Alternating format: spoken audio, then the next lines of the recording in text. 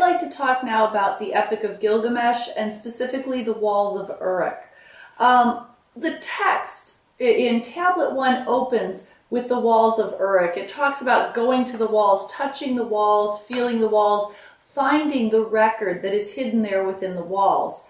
And it talks, the narrator speaks as if these walls were built in a very distant past. So there's this sense of you know, they've stood the test of time. They're to be respected. They're very well-built walls.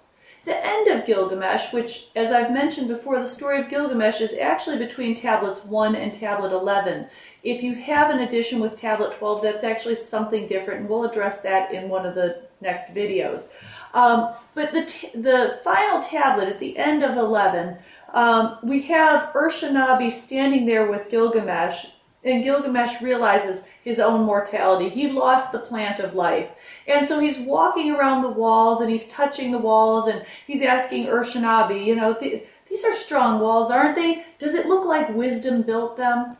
So why does Gilgamesh begin and end with walls?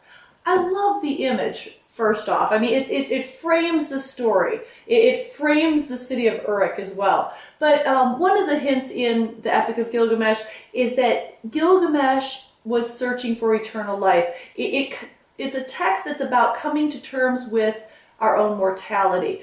And what we learn from the walls of Gilgamesh, that Gilgamesh built these walls, and only the walls can survive the man. So what that's telling us is that only those things that we do here on this earth, we want to build these things with permanence. We want to build these things with wisdom, because only these are going to survive our person.